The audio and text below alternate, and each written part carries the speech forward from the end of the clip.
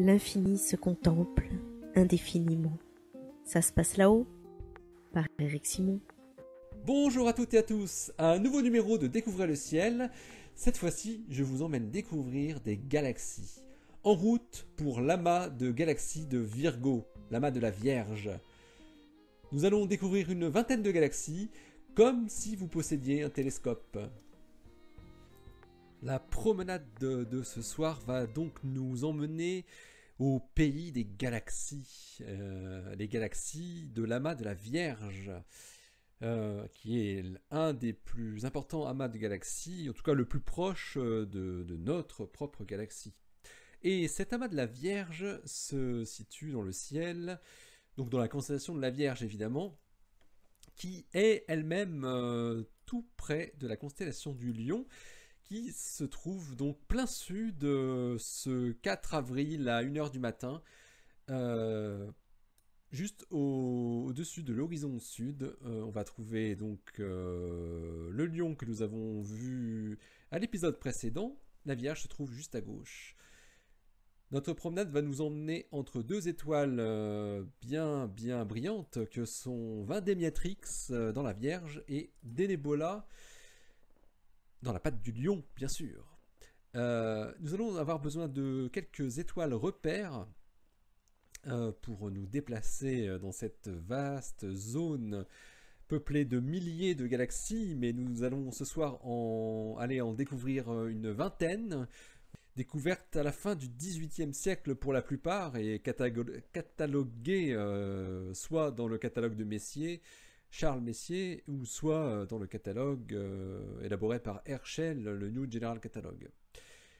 Alors les étoiles repères dont nous allons avoir besoin, outre Vendémiatrix et Denebola, sont Rho Vir, qui se trouve ici, non loin de Vendémiatrix.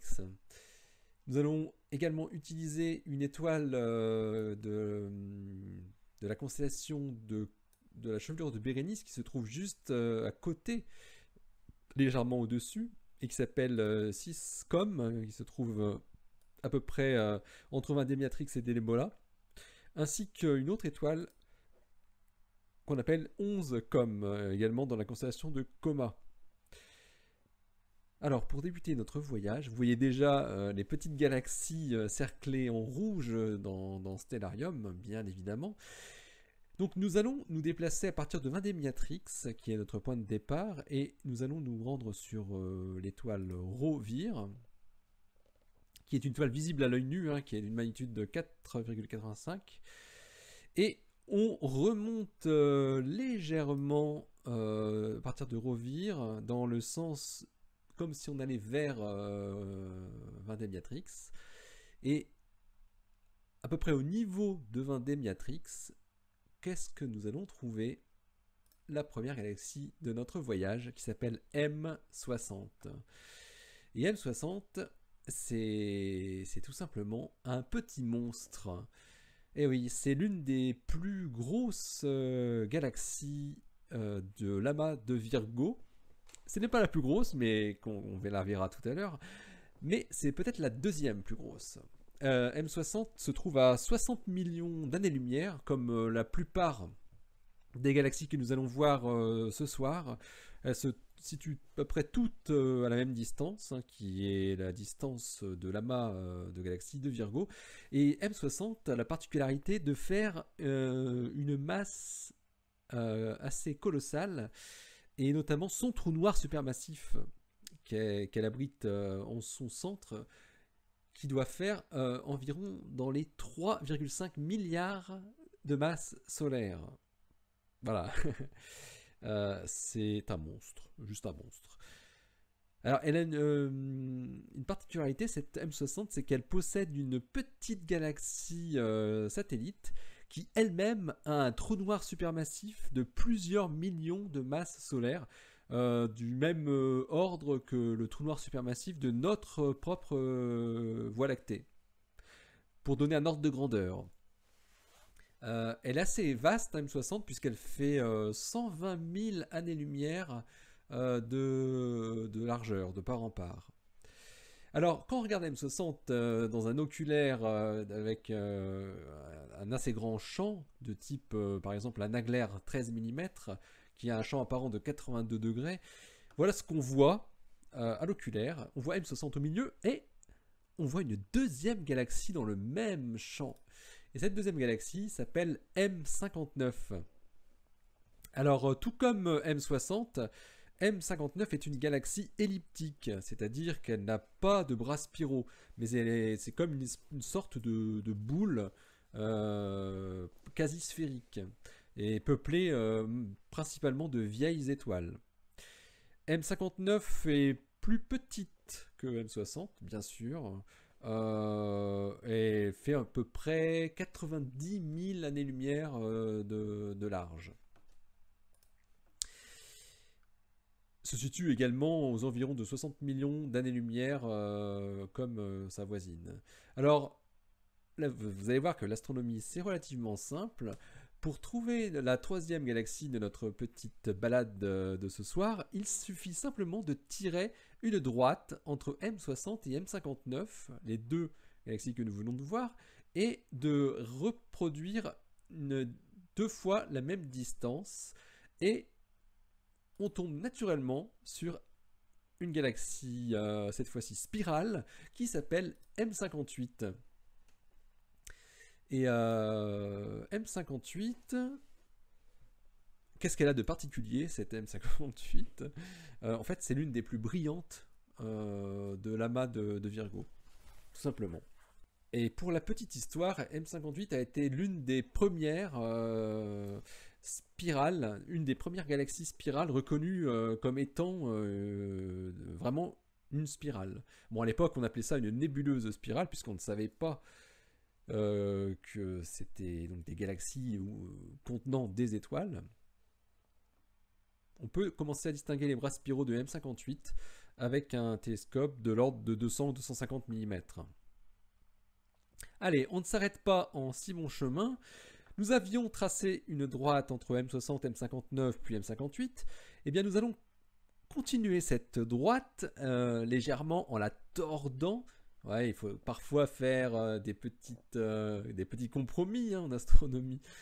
Mais bon, on va dire que c'est à peu près une droite. On va la continuer donc, et on va prendre la même distance qui sépare M60, la première que nous avions vue, de M58, qu'on va réitérer de l'autre côté pour arriver un petit peu plus loin sur M87, qui est cette fois-ci un véritable monstre, puisque M87, donc c'est une galaxie elliptique, hein, bien évidemment, peuplée de vieilles étoiles là encore, et c'est un monstre puisqu'elle est absolument gigantesque.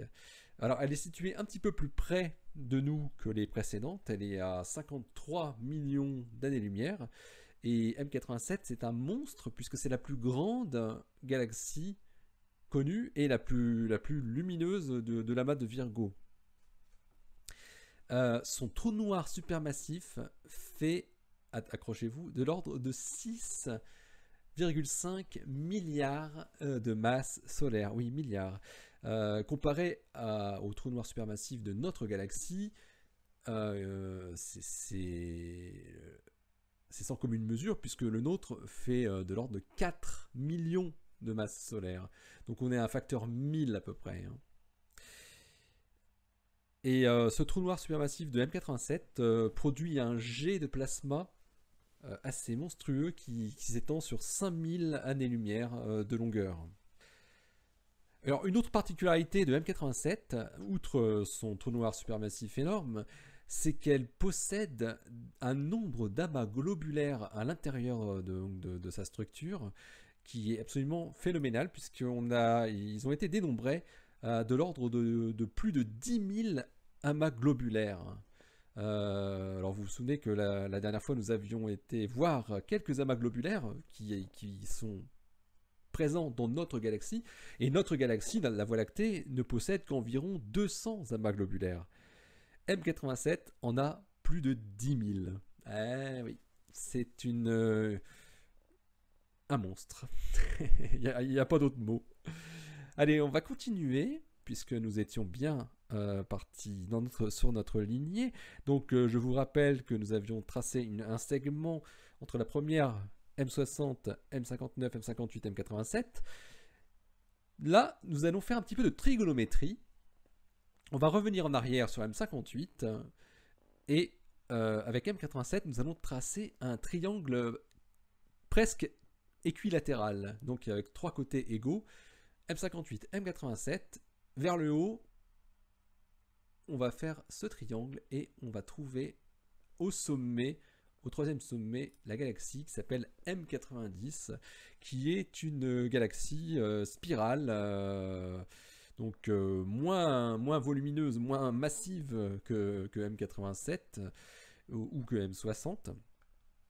Et M90 a une particularité, c'est qu'elle se rapproche de nous à une vitesse assez considérable de 400 km par seconde.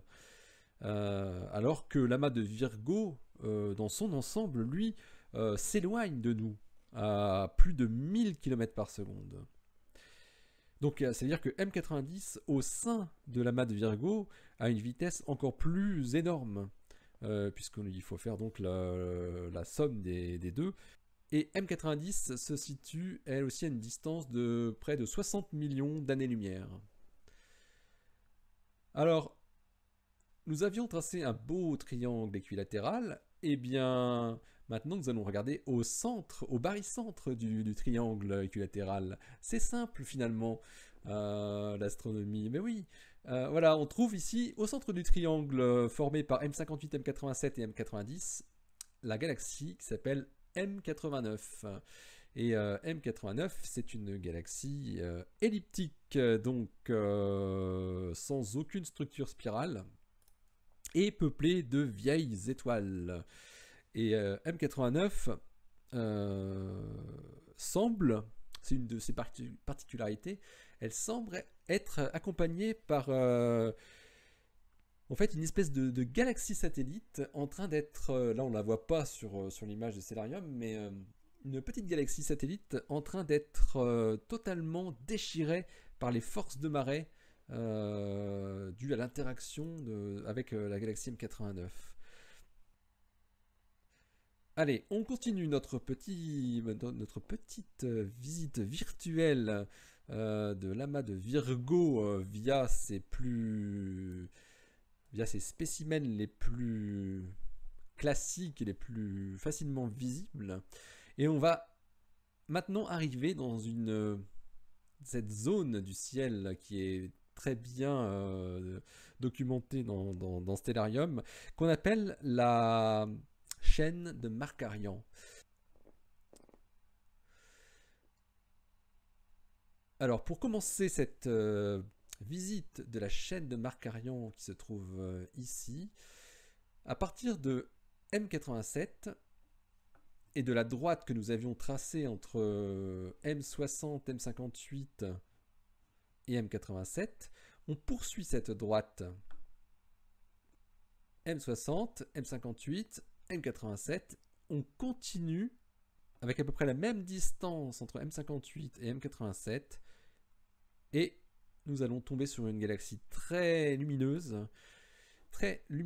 qui s'appelle M84. On va zoomer un petit peu. Voilà, c'est le début de la chaîne de Markarian. M84, c'est une lenticulaire, hein. C'est une galaxie lenticulaire, donc peuplée de vieilles étoiles, elle aussi. Une ancienne spirale donc, qui a vieilli, bien sûr. Et qui a une petite particularité, c'est de montrer 2 jets de plasma qui produisent des ondes radio. Donc on pense fortement, évidemment, à l'émission du trou noir supermassif qui habite en son centre, bien sûr. Et lorsqu'on regarde bien évidemment à l'oculaire M84, dans un oculaire de 82 degrés de champ, de type Nagler 13, ou même un oculaire un peu moins grossissant, donc de 24 mm, avec un champ plus réduit, eh bien on voit plusieurs galaxies dans le champ de notre oculaire, évidemment. Et c'est ça qui fait la richesse de cette chaîne de Markarian, c'est qu'on se plonge littéralement dans un monde de galaxies qui n'en finit plus, puisque elles se succèdent les unes à côté des autres. M86, donc c'est la voisine de M84, et c'est également une galaxie lenticulaire qui a la particularité d'être également très lumineuse, avec une magnitude de 8,9. Et une autre particularité de M86, c'est qu'elle a elle aussi un décalage vers le bleu, c'est-à-dire qu'elle se rapproche de nous à grande vitesse.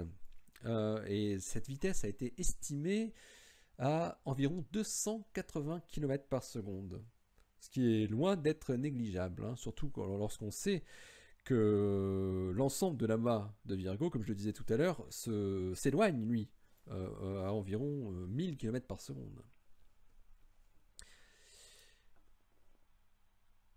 Alors, on continue notre déplacement dans cette chaîne de Markarian, dans laquelle on peut se déplacer facilement en repérant donc les galaxies les plus brillantes dans le champ de notre oculaire. Et les prochaines que nous visitons c'est un couple de galaxies qui s'appelle NGC 4435 et NGC 4438. Et elles sont également surnommées les galaxies des yeux, parce qu'évidemment, on a l'impression qu'elles forment des yeux, simplement, puisqu'elles sont très semblables l'une l'autre.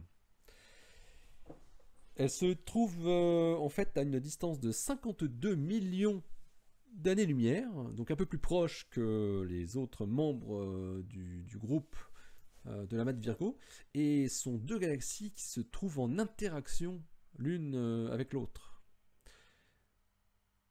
Donc soit elles ont subi une collision dans le passé, ou bien elles vont à nouveau se collisionner dans le futur. On poursuit notre parcours de la chaîne de Markarian avec les deux prochaines, à nouveau un couple donc de petites galaxies qui s'appelle NGC 4458 et NGC 4461. Alors 4458 c'est une elliptique, tandis que 4461 elle est une galaxie spirale, même s'il est légèrement difficile de distinguer les bras spiraux de cette galaxie relativement petite et quand même d'une magnitude assez faible. La galaxie suivante s'appelle NGC 4473 et donc c'est là encore une galaxie elliptique, donc assez brillante par contre, et qui se trouve à une distance là encore différente des autres, puisqu'elle est assez proche finalement, 49 millions d'années-lumière seulement.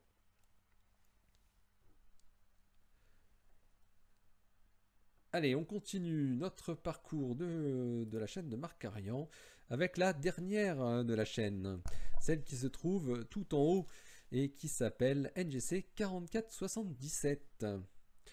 Et NGC 4477, eh bien, c'est une spirale. Oui, c'est une spirale barrée. Alors, ce qu'on appelle une galaxie spirale barrée, c'est une galaxie avec des bras spiraux, mais qui, en son centre, possède comme une sorte de barre, orthogonale aux bras spiraux, qui est un trait caractéristique d'une classe de galaxies qui ont été classées comme ça. A noter que NGC 4477 ne fait plus partie officiellement de la constellation de la Vierge, mais fait partie de la constellation de la chevelure de Bérénice, qui se trouve simplement juste au-dessus ici de la constellation de la Vierge. Alors, petit récapitulatif, nous avons tout d'abord entrevu M60, puis M59, puis M58, suivi du monstre M87, De là, nous avons tiré un triangle pour voir M90, puis M89 en son centre, n'est-ce pas? Nous sommes revenus sur la droite M58, M87 pour aller voir M84, puis nous avons parcouru la chaîne de Markarian en montant vers le haut. Maintenant, nous allons sauter de l'autre côté de l'amas de la Vierge en allant prendre comme repère cette étoile que nous avons vue au début qui s'appelle Syscom et qui se trouve entre Vendémiatrix et Denebola. C'est l'une des rares étoiles visibles à l'œil nu que l'on peut distinguer donc entre ces deux étoiles très brillantes.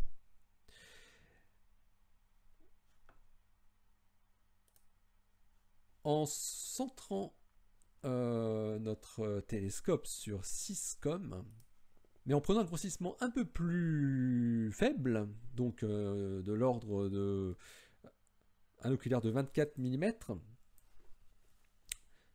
ce qui fait un grossissement de 50, eh bien on aperçoit en regardant, en centrant sur cette étoile Syscom, dans notre champ, nous avons la galaxie M98, sur laquelle nous pouvons nous centrer et grossir. M98, vous l'aurez compris, c'est une galaxie spirale et qui est vue pratiquement par la tranche. Et elle a une particularité, elle aussi, c'est de se rapprocher de nous à une petite vitesse sympathique de 125 km par seconde quand même, hein. Sachant qu'on a encore de la marge puisqu'elle est elle aussi aux environs de 60 millions d'années-lumière, donc c'est pas demain la veille qu'elle va nous collisionner, n'est-ce pas? Alors, nous sommes sur M98 et nous avons notre étoile repère Syscom. Eh bien, c'est très simple. Nous traçons un segment entre la galaxie et l'étoile repère et nous poursuivons de l'autre côté en descendant légèrement et nous trouvons facilement la galaxie suivante de notre visite qui s'appelle M99, donc la 99e du catalogue de Charles Messier et qui est une belle spirale vue totalement de face pour le coup cette fois-ci et qui a une étrangeté en fait, quelque chose de très bizarre, c'est que M99 est asymétrique, c'est-à-dire que son noyau, le noyau qu'on peut essayer de distinguer au télescope, ne correspond pas au centre des bras spiraux. Et on pense que c'est dû à une interaction passée. Elle a dû subir une collision ou une fusion avec une autre galaxie qui a totalement perturbé sa structure et sa forme. Savoir qu'elle est également à 60 millions d'années-lumière, M99.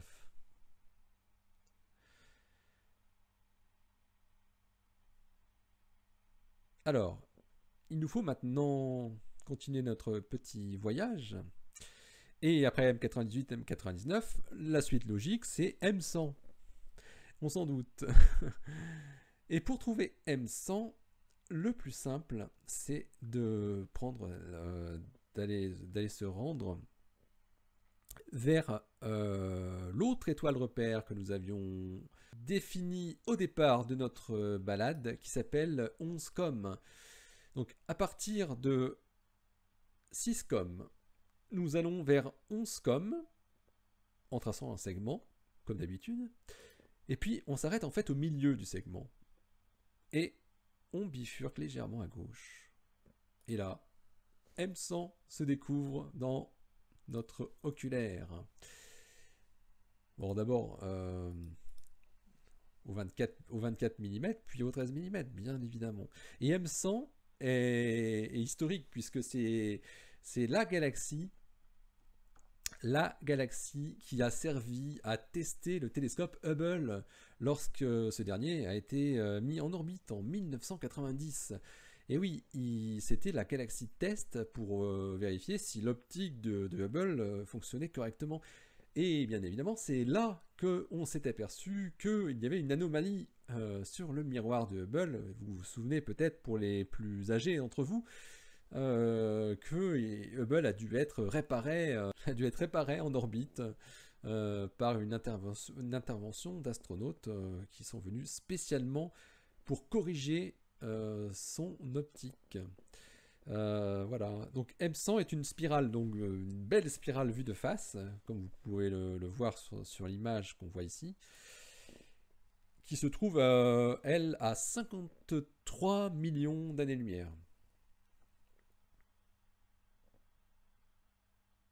Alors, une autre particularité de M100, c'est qu'elle a connu de très nombreuses supernovas. Alors ça, c'est assez particulier, puisque d'habitude, déjà, si on a une supernova par galaxie, c'est assez énorme. Mais M100, elle en a eu 4 au XXe siècle, et encore une il y a à peine 10 ans. Ouais. M100 est une galaxie à supernova. Et la dernière, donc, c'était 2006, donc une supernova de type 1A, qui était donc SN 2006X.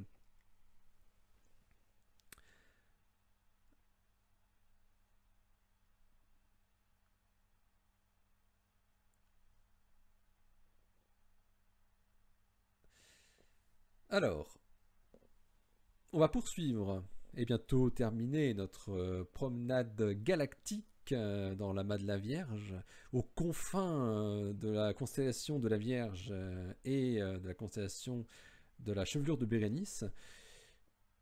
On va remonter sur notre deuxième étoile repère là, qui s'appelait 11 Com, si vous vous souvenez, et on va se centrer dessus en bougeant légèrement notre télescope vers la gauche de quelques degrés à peine seulement, et on va trouver M85. M85, c'est une galaxie lenticulaire, donc une spirale qui a évolué, qui a vieilli, et qui a perdu ses bras spiraux, qui est donc peuplée majoritairement de vieilles étoiles, et pour le cas de M85, sont pratiquement toutes du même type, des vieilles étoiles un peu jaunes. Il nous reste 2 galaxies à aller observer ce soir, et pour ce faire, nous allons retourner sur notre étoile repère, on s'y accroche à cette étoile 11 Com, et je vous invite donc à tracer un nouveau segment entre cette étoile 11 Com et l'étoile 20D Miatrix, à partir de laquelle nous étions partis tout à l'heure. Et à peu près à un tiers du chemin entre 11 Com et 20D Miatrix, en faisant une légère courbe tout de même, on tombe sur cette galaxie qui s'appelle M88 et qui est une belle galaxie spirale assez peu brillante et qui se trouve comme de nombreuses voisines à 60 millions d'années-lumière. La dernière galaxie pour cette promenade dans l'amas de Virgo se trouve tout près de M88 et elle s'appelle M91. C'est une galaxie, là encore, spirale barrée, donc avec des bras spiraux et une structure en forme de barre dans son milieu, qui se trouve 53 millions d'années-lumière et s'éloigne donc de nous à 400 km par seconde. Un petit peu difficile de distinguer les bras spiraux dans un télescope de 250 mm, tout de même, il faut l'avouer. Et voilà, c'est ainsi que s'achève notre parcours galactique au sein de l'amas de Virgo. Et d'ici la prochaine, je vous souhaite un très bon ciel. restez bien les yeux au ciel et surtout les pieds sur terre. Allez, à très bientôt pour un nouvel épisode de Découvrez le ciel, certainement avec plein d'autres objets intéressants à découvrir et à observer. Allez, salut!